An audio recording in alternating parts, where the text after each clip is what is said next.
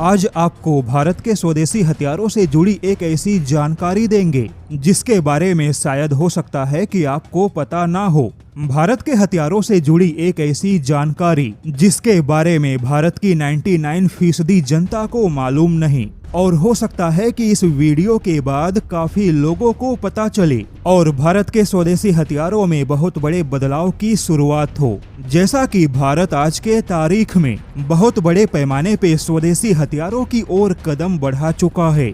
स्वदेशीकरण के अभियान में भारत की थल सेना सबसे आगे है। यहाँ तक कि हमारे थल सेना के पास में अगले कुछ महीनों में बख्तरबंद वाहनों और टैंकों के लिए अपना खुद का स्वदेशी इंजन भी होगा, जिससे कि थल सेना का स्वदेशीकरण और ज्यादा मजबूत होगा। उसके बाद हमारी नौसेना और वायुसेना भी हथियारों के स्वदेशीकरण अभियान में जुटी है। लेकिन सवाल है कि भारत इतने बड़े स्वदेशी हथियारों के अभियान में जुड़ा है, लेकिन फिर भी भारत के स्वदेशी हथियारों के नाम के आगे MK1, MK2 या MK3 नामों का इस्तेमाल होता है, जैसे कि तेजस MK1, तेजस MK2, पिनाका MK1 या पिनाका MK2। ऐसे ही तमाम हथियार हैं जिनके आगे MK1, MK2 या MK3 का इस्तेमाल होता है।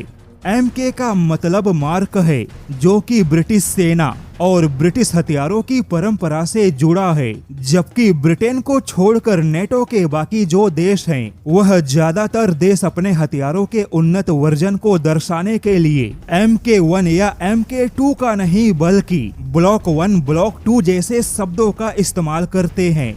यहाँ तक कि पाकिस्तान भी अपने हथियारों के उन्नत वर्जन को दर्शाने के लिए ब्लॉक 1, ब्लॉक 2 जैसे ही शब्दों का इस्तेमाल करता है, जैसे कि JF-17 ब्लॉक 1, JF-17 ब्लॉक 2 या 3, और अमेरिकी फाइटर जेट के आगे भी ब्लॉक शब्द का इस्तेमाल होता है। वहीं रूस ना तो ब्रिटिश हथियारों की परंपरा पे चलता है, ना ही अमेरिकी हथियारों की परंपरा पे। रूस अपने हथियारों को दर्शाने के लिए SM, BM, UB या K का इस्तेमाल करता है। ऐसे में चाहे मार्क 1, 2, 3 हो या ब्लॉक 1, 2, 3 हो, यह ब्रिटिश और अमेरिकी हथियारों के उन्नत वर्जन को दर्शाने के लिए उनके हिसाब से बनाया गया, और यह सब उनके हथियारों की परंपरा से जुड़ी है।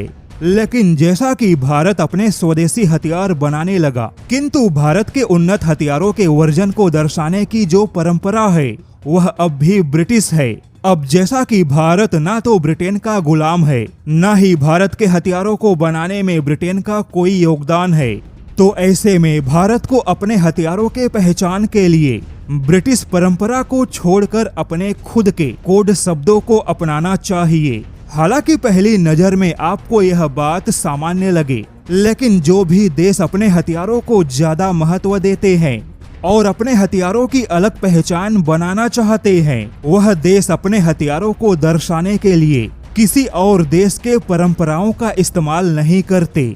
ऐसे में भारत को भी अपने हथियारों के पहचान के लिए MK1 या MK2 जैसे ब्रिटिश परंपरा को छोड़ देना चाहिए और भारत को अपने कोड वर्ड या नंबर सीरीज को आगे बढ़ाना चाहिए।